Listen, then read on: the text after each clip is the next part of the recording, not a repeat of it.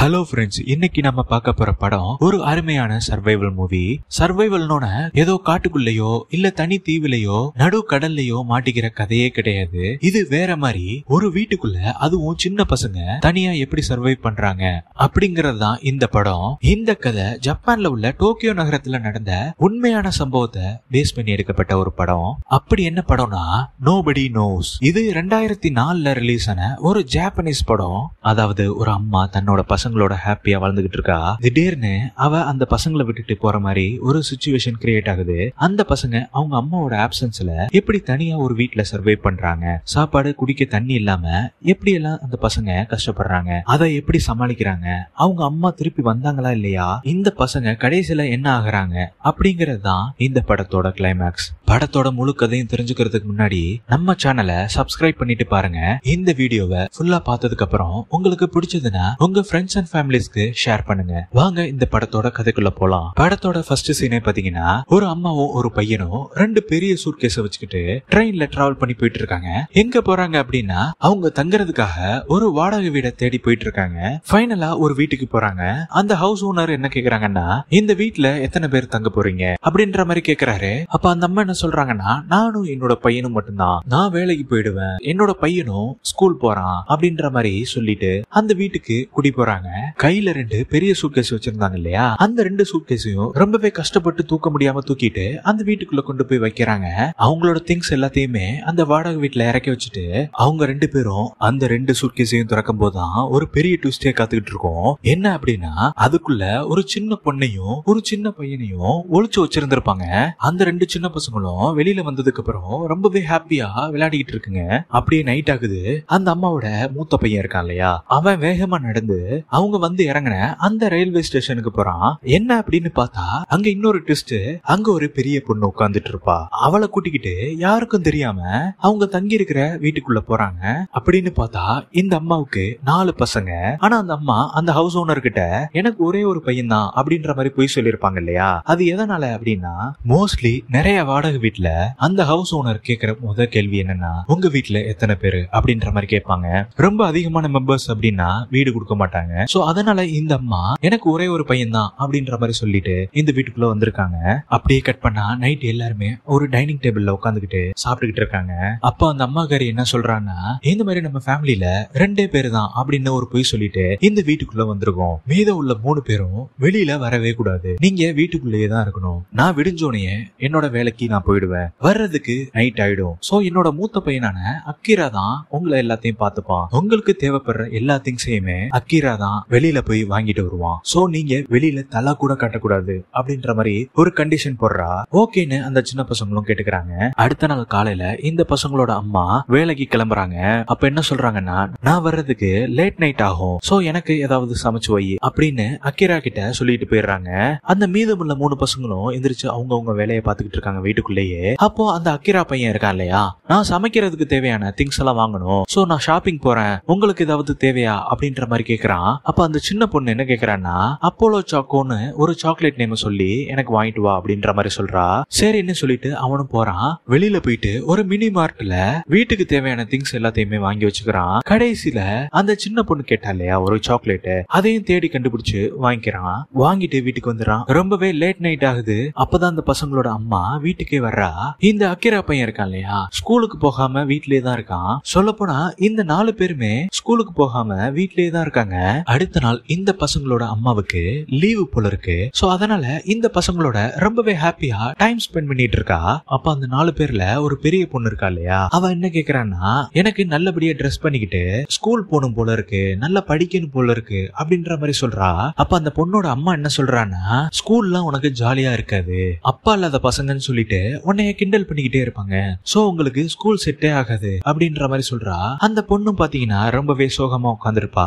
அடுத்த சீன் பாத்தீங்கன்னா அந்த அக்கீரா பையன் இருக்கான் இல்லையா, அவனும் அவனோட அம்மாவும் பால்கனில இருந்து பேசிட்டு இருக்காங்க.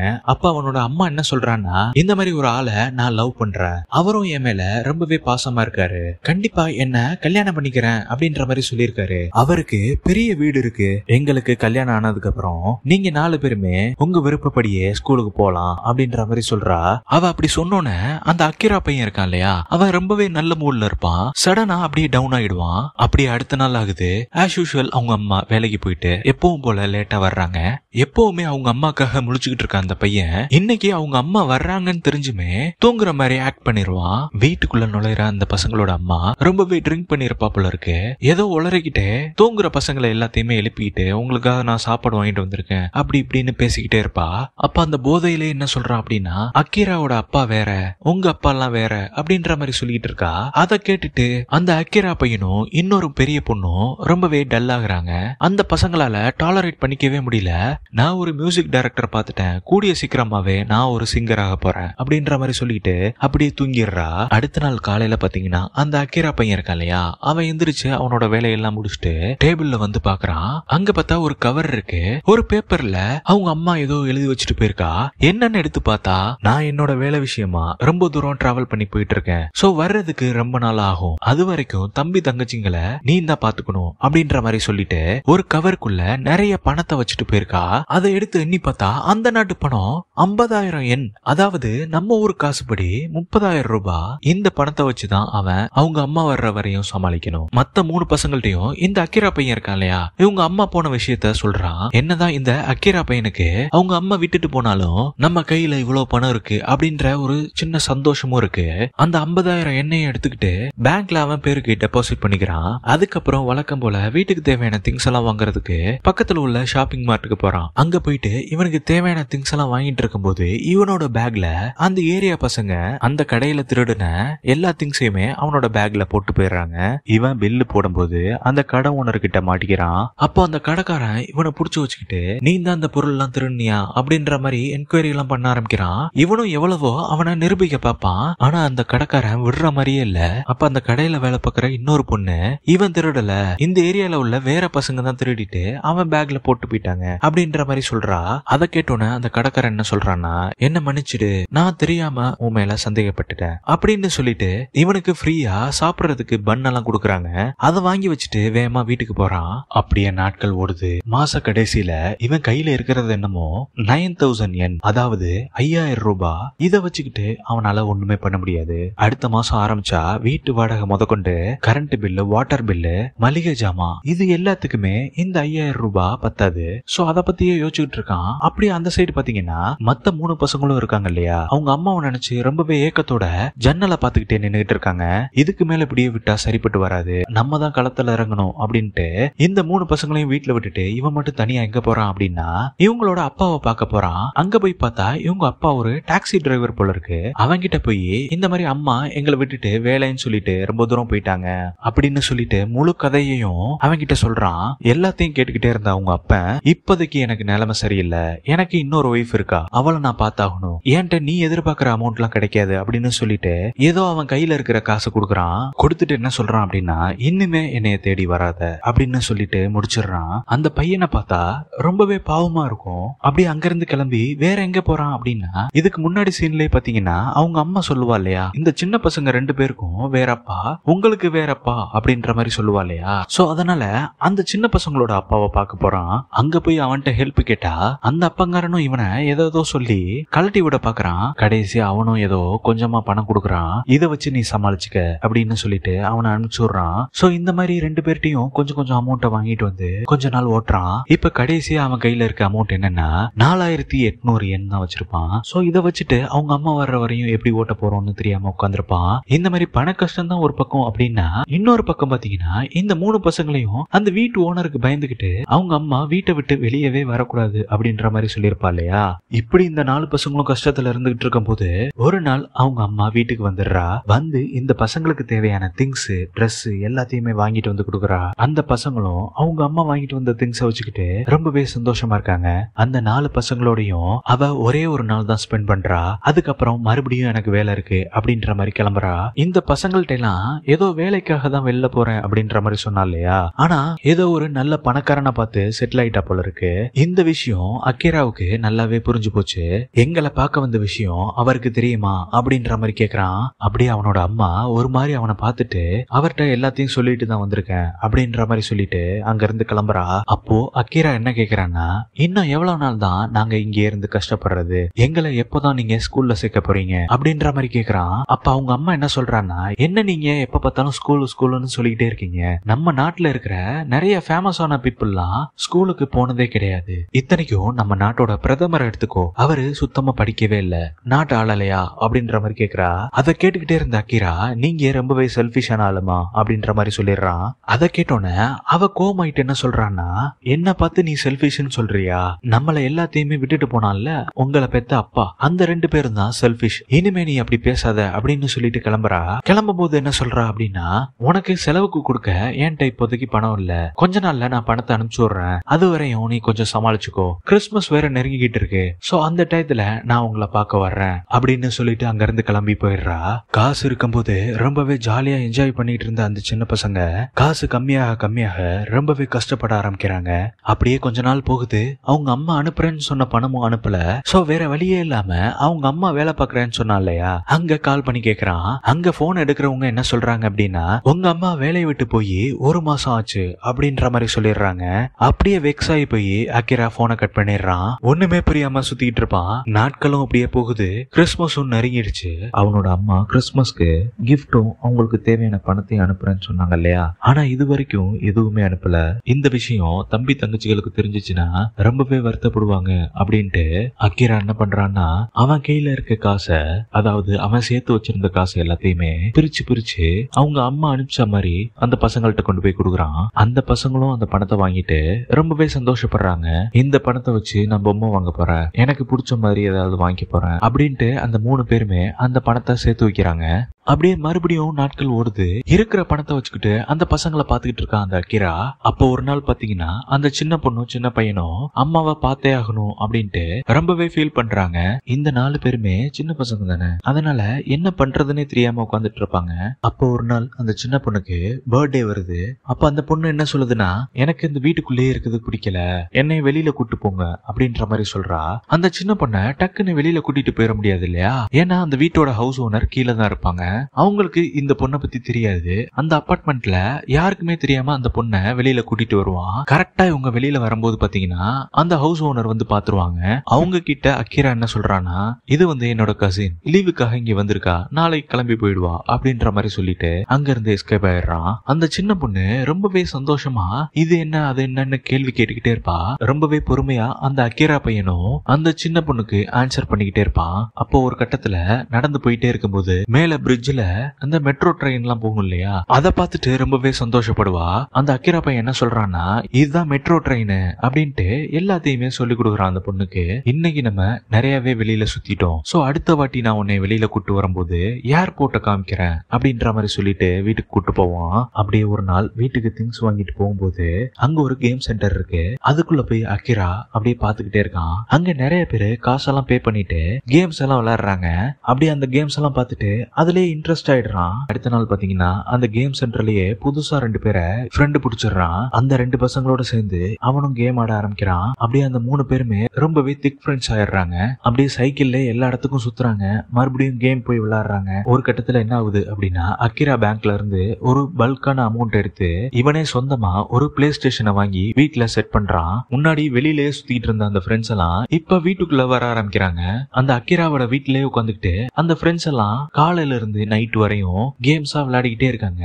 அவங்களுக்கு தேவையான சாப்பாடு, ஜூஸ், தண்ணி எல்லாத்தையுமே அக்கிரா தான் வாங்கிட்டு வந்து கொடுக்குறான். அப்படி கையில இருக்க காசு ஃபுல்லா செலவு பண்ணிக்கிட்டே இருக்கான். இந்த ஃப்ரெண்ட்ஸ் எல்லாம் வீட்டுக்குள்ளே உட்காந்துருக்கிறதுனால அந்த மத்த 3 பசங்களுக்கும் பிரைவசியே இல்லாம போயிடுச்சு. அப்படியே அடுத்த நாள் பாத்தீங்கன்னா இந்த அக்கிராவும் அவனோட ஃப்ரெண்ட்ஸும் எப்பவும் போற அந்த ஷாப்பிங் மார்ட்டுக்கு போறாங்க. அங்க போனா அந்த அக்கிராவோட ஃப்ரெண்ட்ல ஒருத்தவன் என்ன பண்றான்னா, அங்க உள்ள திங்ஸ் எல்லாம் திருடி வச்சுக்கிறான். அந்த ஷாப்பிங் மார்ட்டை விட்டு வெளியில வந்ததுக்கு அப்புறம் இது உன்னோட பங்கு அப்படின்னு சொல்லிட்டு அக்கிரா கிட்ட ஒரு பொம்மையை கொடுத்துட்டு என்ன சொல்றான் அப்படின்னா, அடுத்து உன்னோட டர்னு, நீ உள்ள போயிட்டு ஏதாவது திருடிட்டு வா அப்படின்ற மாதிரி சொல்றான். ஆனா அக்கிராவுக்கு அது சுத்தமா பிடிக்கல. ஏன் அப்படின்னா, இதுக்கு முன்னாடி ஒரு சீன்ல அந்த கடையோட ஓனர் இவன் திருடாத பொருளுக்கு இவனை புடிச்சு வச்சுக்கிட்டாங்க இல்லையா, அதனால இவன் போறதுக்கு தயங்குறான். ஓகே, இது சரிப்பட்டு வராது அப்படின்ட்டு அந்த 2 பேரும் அங்க இருந்து இவனை விட்டுட்டு போறாங்க. அப்படியே அன்னைக்கு நைட்டு பாத்தீங்கன்னா அந்த அக்கிரா இருக்கான் இல்லையா, அந்த கேமுக்கு அடிக்ட் ஆன மாதிரி நைட் ஃபுல்லா உட்காந்துட்டு அந்த கேமே விளையாடிட்டு இருக்கான். அடுத்த நாள் காலையில எந்திரிச்சு அவனோட தம்பி தங்கச்சிகளை கண்டுக்காம அந்த ஃப்ரெண்ட்ஸ பார்க்க போறான். ஸ்கூல் முடிச்சு அந்த 2 பசங்களும் வெளியில வருவாங்க. அப்ப அக்கீரா போய் என்ன பேசுறான்னா, நான் இந்த மாதிரி புது கேம் வாங்கியிருக்கேன், ஏன் என்னோட வீட்டுக்கு வந்து விளையாட மாட்டேங்கிறீங்க அப்படின்ற மாதிரி கேக்குறான். உடனே அந்த 2 பசங்களும், நாங்க ஸ்கூல் போயிட்டு இருக்கிறதுனால எங்களுக்கு நிறைய ஹோம் ஒர்க் இருக்கு அப்படின்ட்டு இவனை அவாய்ட் பண்றாங்க. அங்க இருந்து போகும்போது இன்னொரு பையன்ட்ட என்ன சொல்றாங்க அப்படின்னா, அவனோட வீடு ரொம்பவே குப்பையா இருக்கும், ஸ்மெல்லா இருக்கும், எங்களுக்கு அங்க போகவே பிடிக்கல அப்படின்ற மாதிரி சொல்லி அங்க இருந்து போயிடுறாங்க. அப்படி அதை கேட்டுட்டு ரொம்பவே வருத்தப்படுற அக்கீரா அங்க இருந்து மெதுவா நடக்க ஆரம்பிப்பான். அப்படி நடந்து போயிட்டே இருக்கும்போது பாத்தீங்கன்னா ஒரு 5-6 ஸ்கூல் பொண்ணுங்க ஒரே ஒரு பொண்ணை போட்டு ரொம்பவே உம்பளுத்துக்கிட்டு டீஸ் பண்ணிக்கிட்டு இருப்பாங்க. அதை பார்த்து அக்கீரா அந்த பொண்ணு கிட்ட போய் ரொம்பவே ஆறுதலா பேசுறான். அப்படியே அந்த 2 பேரும் ஃப்ரெண்ட் ஆயிடுறாங்க. அப்படியே அடுத்த சீன் பாத்தீங்கன்னா வீட்டுக்கு வர்றான். அங்க போனா இவனோட வீட்டுக்கு முன்னாடி ஒரு ஆள் நிக்கிறான். யாருன்னு பார்த்தா இருந்த காசு ஃபுல்லா கேம் அவனோட ஃப்ரெண்ட்ஸ் செலவு பண்ணிட்டு ஈவி பில்லு கட்டுறதுக்கு மறந்துட்டான். சோ அதனால வீட்டுல யாராவது இருக்காங்களா அப்படின்னு பாக்குறதுக்காக வந்திருக்காங்க. அப்படியே அவரை பார்த்தோன்னா ஒளிஞ்சு நின்னுட்டு அவன் போனதுக்கு அப்புறம் அக்கீரா வீட்டுக்குள்ள போறான். அப்பதான் அவன் நம்ம கையில ரொம்ப காசு கம்மியா இருக்கு அப்படிங்கறதையே ரியலைஸ் பண்றான். எப்பவும் போற அந்த ஷாப்பிங் மார்ட்ல போய் எனக்கு வேலை கொடுங்க, காசு தேவைப்படுது, என்ன நம்பி என்னோட தம்பி தங்கச்சிங்க எல்லாம் வீட்டுல இருக்காங்க அப்படின்ற மாதிரி சொல்றான். அந்த கடையில உள்ளவங்க என்ன சொல்றாங்க அப்படின்னா, உனக்கு 12 வயசு தான் ஆகுது, இப்போதைக்கு நாங்க வேலை கொடுக்க முடியாது, மினிமம் 16 வயசு இருந்தாதான் வேலையை கொடுக்க முடியும் அப்படின்ற மாதிரி சொல்லி அவனை அங்க இருந்து அனுப்பிச்சு விடுறாங்க. ஒரு கட்டத்துல சாப்பிடுறதுக்கே காசு கம்மியா இருக்கு அப்படின்ற மாதிரி உட்கார்ந்துட்டு இருக்கும்போது அந்த பசங்களுக்கு எல்லாம் கிறிஸ்துமஸ் அப்போ அம்மா அனுப்பிச்ச பணம் அப்படின்னு சொல்லிட்டு அந்த சின்ன பசங்களுக்கு பணம் கொடுத்தான் இல்லையா, இப்ப அந்த சின்ன பசங்க எல்லாம் இவன்ட்ட கையில காசு கம்மியா இருக்குன்ட்டு அந்த பணத்தை எடுத்துட்டு வந்து இவன் கையில கொடுத்து செலவுக்கு வச்சுக்கோ அப்படின்ற மாதிரி சொல்றாங்க. கையில பணம் இருக்கு, வீட்டுல இவங்க கரண்ட் பில் கட்டாததுனால கரண்ட கட் பண்ணிட்டாங்க. சோ இந்த 4 பசங்களுமே இன்னைக்கு நம்ம வெளியில போலாம் அப்படின்ற மாதிரி பிளான் பண்றாங்க. யாருக்குமே தெரியாம அந்த வீட்டை விட்டு வெளியில போயிட்டு ரொம்பவே சந்தோஷமா என்ஜாய் பண்றாங்க. அவங்களுக்கு தேவையான சாப்பாடு, பொம்மை, சாக்லேட் அப்படின்னு எல்லாத்தையுமே வாங்கி குமிக்கிறாங்க. இவங்க சின்ன பசங்க தானே, அதனால பணத்தை எப்படி செலவு பண்ணணும் அப்படின்னு தெரியாமயே செலவு பண்ணிட்டு இருக்காங்க. அப்படியே வீட்டுக்கு வர்றாங்க. வீட்டுல வாட்டர் பில்லு கட்டாததுனால தண்ணியும் நிப்பாட்டிட்டாங்க. இப்ப என்ன பண்றாங்க அப்படின்னா, வீட்டுக்கு பக்கத்துல உள்ள பார்க்ல ஒரு பப்ளிக் டாய்லெட் இருக்கும். அந்த டாய்லெட் தான் இவங்க போய் யூஸ் பண்ணிட்டு இருப்பாங்க. குடிக்க தண்ணி கூட இல்லாம அங்க ஒரு கார்பரேஷன் டேப் மாதிரி இருக்கும், அந்த தண்ணியை புடிச்சுதான் குடிச்சுட்டு இருப்பாங்க. அப்போ ஒரு நாள் அந்த பார்க்ல தண்ணி புடிச்சுட்டு இருக்கும் போது அக்கீரா அன்னைக்கு ஸ்கூல்ல ஒரு பொண்ணை மீட் பண்ணா இல்லையா, அந்த பொண்ணு தனியா உட்காந்துட்டு இருப்பா. ஸ்கூலுக்கு போனா எல்லாரும் கிண்டல் பண்ணுவாங்க அப்படின்ட்டு ஸ்கூலுக்கே போகாம டெய்லி இந்த பார்க்லயே வந்து உட்காந்துட்டு இருக்கா. அதை பாக்குற அந்த அக்கீராவும் மத்த 3 பேருமே அந்த பொண்ணு கிட்ட ரொம்பவே ஃப்ரெண்ட்லியா பழகுறாங்க. அந்த பொண்ணும் அந்த 4 பேரு கூடயும் ரொம்பவே ஜெல் ஆயிடுறா. அப்படியே இந்த பொண்ணை இந்த 4 பேருமே அவங்களோட வீட்டுக்கு கூட்டு போறாங்க. அப்படியே நாட்கள் ஓடுது. டெய்லி அந்த பொண்ணு ஸ்கூலுக்கு போகாம இவங்க வீட்டுக்கே வந்து உட்கார்ந்துட்டு இருக்கா. அப்படியே ஒரு நாள் அக்கீராவும் அந்த ஸ்கூல் பொண்ணும் தனியா நடந்து போயிட்டு இருக்காங்க. அப்ப அந்த ஸ்கூல் பொண்ணு கையில வச்சிருக்க கொஞ்சம் காசு வச்சு அவனுக்கு ஏதோ குடிக்கிறதுக்கு எல்லாம் வாங்கி கொடுக்குறா. அப்படி கொடுக்கும்போது உங்க அம்மா எப்போ வருவாங்க அப்படின்ற மாதிரி கேக்குறா. அப்ப அவன் என்ன சொல்றான்னா, இனிமே எங்க அம்மா வரவே மாட்டாங்க அப்படின்ற மாதிரி சொல்லி முடிச்சிடறான். அந்த பொண்ணு இதை கேட்டோன்னு ரொம்பவே ஃபீல் பண்ண ஆரம்பிச்சிருவா. அப்படியே அடுத்த நாள் பாத்தீங்கன்னா அந்த அக்கீராவும் அந்த சின்ன பையன் இருக்கான் இல்லையா, அவனோட தம்பி, அவங்க 2 பேரும் அந்த ஷாப்பிங் மார்ட்டுக்கு போறாங்க. அங்க போயிட்டு அங்க வேலை பார்க்கிற ஒரு பையன்ட்ட அக்கீரா கண்ணை காமிக்கிறான். கடைக்கு வெளியில ஒரு இடத்துல அந்த அக்கீராவுக்கும் அவனோட தம்பி தங்கச்சிகளுக்கு தேவையான சாப்பாடு எல்லாத்தையுமே அந்த கடையில வேலை பார்க்கிற பையன் எடுத்துட்டு வந்து கொடுத்து ஹெல்ப் பண்றான். அதை வாங்கிட்டு இவங்க 2 பேரும் போயிட்டு இருக்கும்போது அங்க வீட்டுல யார் யார் இருப்பாங்க அப்படின்னா, அந்த சின்ன பொண்ணும் இன்னொரு தங்கச்சி இருப்பா இல்லையா, அவளும் அந்த ஸ்கூல் பொண்ணும் இருப்பாங்க. இந்த 3 பேரும் உட்காந்து பேசிட்டு இருக்கும்போது வீட்டோட கதவு திறக்குது. யாருன்னு பார்த்தா அந்த ஹவுஸ் ஓனரோட பொண்ணு. அவ என்ன சொல்றா அப்படின்னா, ரொம்ப நாளா வாடகை கொடுக்காம இருக்கு, அக்கீராவோட அம்மா எங்க அப்படின்ற மாதிரி கேக்குறா. அப்ப அந்த பொண்ணு என்ன சொல்றான்னா, இந்த மாதிரி அவங்க வேலை விஷயமா ரொம்ப தூரம் டிராவல் பண்ணி போயிருக்காங்க அப்படின்ற மாதிரி சொல்றா. நீங்க எல்லாம் அக்கீராவோட கசின்ஸா அப்படின்ற மாதிரி அவ கேக்குறா. ஆமான்னு தலையாட்டணும்னு அப்படியே வீடு பாக்குறா. ரொம்பவே அலங்கோலமா இருக்கு. அதை பார்த்துட்டு அப்படியே ஓகேன்னு சொல்லிட்டு அங்க இருந்து போயிடுறா. இது எல்லாத்தையுமே பார்த்துட்டு இருக்க அந்த ஸ்கூல் பொண்ணு அடுத்த நாள் அந்த அக்கீரா கிட்ட என்ன சொல்றா அப்படின்னா, இந்த மாதிரி காசு இல்லாம நீங்க சர்வைவ் பண்ண முடியாது, அந்த வீட்டோட ரெண்டுக்கான காசை நான் தர்றேன் அப்படின்ற மாதிரி சொல்லிட்டு அங்க இருந்து போறா. அக்கீராவுக்கு ரொம்பவே சந்தோஷமாயிடுது, நமக்கு ஒரு ஹெல்ப் பண்ற ஃப்ரெண்ட் இருக்காளே அப்படின்ட்டு. அப்படியே அந்த பொண்ணு போன் எடுத்துக்கிட்டு ஒரு இடத்துல போய் நிக்கிறா. அக்கீராவும் தூரத்துல இருந்து என்ன பண்ண போறா அப்படின்ற மாதிரி பாத்துக்கிட்டே இருப்பான். அந்த பொண்ணு யாருக்கோ போன் பண்ற மாதிரி பண்ணுவா. கொஞ்ச நேரத்துல பாத்தீங்கன்னா ஒரு வயசான ஆளு அவளை பாத்துக்கிட்டு சிரிச்சுக்கிட்டே வருவான். அப்படியே 2 பேரும் ஒரு ஹோட்டலுக்குள்ள போறாங்க. ரொம்ப நேரம் ஆகுது, அந்த பொண்ணு வரவே இல்ல. ரொம்ப நேரம் கழிச்சு அந்த பொண்ணு வெளியில வந்து அக்கீரா கிட்ட ஒரு அமௌண்ட்டை குடுக்குறா. அவன் ஒரு மாதிரி கில்ட்டா ஃபீல் பண்ண மாதிரி நிக்கிறான். இந்த பொண்ணு பொண்ணு ஏதோ தப்பான வழியில தான் சம்பாரிச்சிருக்கா அப்படின்ட்டு அந்த பணத்தை வாங்காம அங்க இருந்து ஓடிடுவான். அங்க இருந்து ஓடி வந்தவன் வீட்டுக்கு வந்துட்டு அப்படியே படுத்து தூங்கிடுவான். அடுத்த நாள் காலையில முழிக்க போது யாரோ சாப்பிடுற சவுண்ட் கேட்கும். யாரு அப்படின்னு திரும்பி பார்த்தா அந்த சின்ன பையன் அவனோட தம்பி வீட்டுல இருக்கிற பேப்பர் எடுத்து சாப்பிட்டுட்டு இருப்பான். பசியில பாக்குற நமக்கே ரொம்பவே கஷ்டமா இருக்கும். சோ அதை பார்த்துட்டு அக்கீரா ரொம்பவே ஷாக் ஆயிடுவான். பாக்கெட்ல இருந்து எடுத்து பார்த்தா வெறும் சில்லற காசா இருக்கும். அந்த காசை வச்சு என்ன சாப்பாடு வாங்க முடியுமோ அந்த சாப்பாடை வாங்கிட்டு வந்து கொடுப்பான் வீட்டுல. அப்படியே 2-3 நாள் ஆகுது. அப்ப அந்த வீட்டுல அந்த சின்ன பொண்ணு இருக்கா இல்லையா, அவ கேக்குறா அந்த ஸ்கூல் பொண்ணு எப்ப வருவா, அவளோட விளையாடணும் அப்படின்ற மாதிரி கேக்குறா. அந்த ஸ்கூல் பொண்ணு இவங்கள பாக்குறதுக்கு அவங்க வீட்டுக்கு வரவே இல்ல. இந்த மாதிரி தப்பு பண்ணி காசு சம்பாரிச்சு கொடுத்தா இல்லையா, அதனால அவளை அக்கீராவுக்கு சுத்தமா பிடிக்காம போயிடுச்சு. ரொம்பவே கடுப்புல இருப்பான். காசுக்கு என்ன பண்றதுன்னு ஒண்ணுமே புரியல. அப்ப என்ன பண்றான்னா இவங்க கிட்ட இருக்கிற பழைய ட்ரெஸ் எல்லாம் எடுத்து அந்த ட்ரெஸ் வித்து காசு சம்பாதிப்போம் அப்படின்ற மாதிரி சொல்றான். ஆனா அந்த வீட்டுல இருக்கிற அந்த பெரிய பொண்ணு இருக்கா இல்லையா, அவ அதுக்கு ஒத்துக்கவே மாட்டேங்கிறா. அப்ப அக்கீரா என்ன சொல்றான்னா நம்ம அம்மா திருப்பி வரவே மாட்டாங்க, நம்ம இந்த மாதிரி ஏதாவது பழைய பொருட்களை வித்தாதான் நமக்கு காசு கிடைக்கும் அப்படின்ற மாதிரி எவ்வளவோ எடுத்து சொல்றான். ஆனா அந்த பொண்ணு கேட்கிற மாதிரி இல்ல. அங்க இருந்து கோவத்தோட வீட்டை விட்டு வெளில போறான். வெளியில போன அக்கீரா அங்க உள்ள ஸ்கூல் பசங்களோட சேர்ந்துக்கிட்டு பேஸ்பால் விளையாடுறான். விளையாடிட்டு ரொம்பவே சந்தோஷமா ஜாலியா ரொம்பவே லேட்டா நைட் ஆனதுக்கு அப்புறம் அவனோட வீட்டுக்கு போறான். அங்க போய் பார்த்தா இவனோட தங்கச்சி சின்ன பொண்ணு இருக்கா இல்லையா, அவ படுத்து கிடக்குறா. அவளை பார்த்த மாதிரி அந்த 2 பசங்களும் ரொம்பவே சோகத்துல பாத்துக்கிட்டு இருக்காங்க.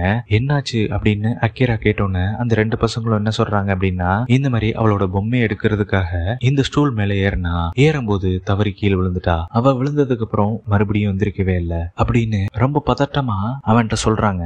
அவனுக்கு ஒண்ணும் புரியாம பக்கத்துல போய் உட்காந்து பாக்குறான். அவ அப்படியே கிடக்குறா. ஒண்ணுமே புரியாம அந்த 3 பசங்களும் முழிச்சுக்கிட்டு இருப்பாங்க. அப்ப அக்கீரா என்ன பண்ணுவான்னா ஏதோ உடம்பு சரியில்லை அப்படின்ட்டு பக்கத்துல உள்ள ஷாப்பிங் மார்ட்ல போய் மாத்திரை வாங்குறதுக்காக போவான். ஆனா அவன் கையில காசே இருக்காது. வேற வழியே இல்லாம அந்த மாத்திரைய அங்க இருந்து திருடிட்டு போயிருவான். அந்த மருந்து வச்சுக்கிட்டு அந்த 3 பேரும் அந்த சின்ன பொண்ணு பக்கத்திலே உட்காந்துருப்பாங்க. அப்படியே அடுத்த நாள் காலையில ஆகுது. ஆனா அந்த பொண்ணு எந்திரிக்கிற மாதிரியே இல்ல. ரொம்பவே பயந்து போன அக்கீரா அந்த சின்ன பொண்ணோட பல்ஸ் புடிச்சு பாக்குறான். அப்பதான் அவனுக்கே புரிய வருது அந்த சின்ன பொண்ணு உயிரோட இல்ல அப்படிங்கறது. அந்த 3 பேரும் ரொம்பவே ஷாக்ல இருப்பாங்க. எப்படி ரியாக்ட் பண்றதுன்னே தெரியாது. ஏன்னா அவங்க எல்லாருமே சின்ன பசங்க தானே. இந்த மாதிரி விஷயங்கள்லாம் அவங்க பாத்துருக்கவே மாட்டாங்க. ரொம்பவே சோகமா அக்கீரா அங்க இருந்து எந்திரிச்சு போய் அந்த பார்க்ல போய் உட்காந்துருப்பான். அந்த டைம்ல அந்த ஸ்கூல் பொண்ணு இருக்கா இல்லையா, அவ வந்து என்னாச்சு அப்படின்னு கேட்கும்போது ஒண்ணு விடாம எல்லா கதையுமே அக்கீரா அந்த பொண்ணு கிட்ட சொல்லிருவான். அதை கேட்டுட்டு அந்த 2 பேருமே அந்த சின்ன பொண்ணு நினைச்சு அழுவாங்க. அப்படி அடுத்த சீன்ல நேரா அந்த 2 பேரும் அந்த ஷாப்பிங் மார்ட்டுக்கு போறாங்க. ஏன் போறாங்க அப்படின்னா முன்னாடி உள்ள சீன்ல எனக்கு பிடிச்ச அப்போலோ சாக்லேட்டை வாங்கிட்டு வா அப்படின்ற மாதிரி சொல்லிருப்பாளே அந்த சின்ன பொண்ணு, அந்த சாக்லேட்டை நிறைய வாங்கிக்கிறாங்க. ஏன் அப்படின்னா அவளோட இறுதி சடங்குல அதை வைக்கிறதுக்காக எல்லாத்தையும் வாங்கிட்டு ரொம்பவே சோகமா அந்த 2 பேரும் வீட்டுக்குள்ள போறாங்க. அங்க போனா அந்த பொண்ணு அப்படியே இருக்கிறா. அந்த 4 பேருமே ரொம்பவே ஃபீல் பண்ணி அழுகுறாங்க. அந்த சின்ன பொண்ணு ஃபர்ஸ்ட் சீன்ல எப்படி இந்த வீட்டுக்குள்ள வந்தாலோ அதே மாதிரி ஒரு சூட்கேஸ் எடுத்து அந்த பொண்ணு அதுல வச்சு அக்கீராவும் அந்த ஸ்கூல் பொண்ணும் தூக்கிட்டு போறாங்க வெளியில. இந்த சீன் பாக்குற நமக்கு எல்லாருக்குமே கஷ்டமா தான் இருக்கும். ரொம்ப தூரம் டிராவல் பண்ணி போறாங்க. எங்க போறாங்க அப்படின்னா ஏர்போர்ட் பக்கத்துல ஒரு இடத்துல போய் நிக்கிறாங்க.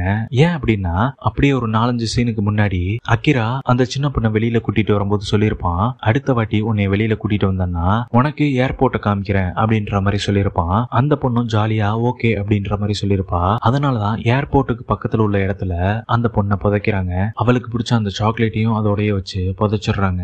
அந்த 2 பேரும் ரொம்பவே சோகமா திரும்பி வர்றாங்க.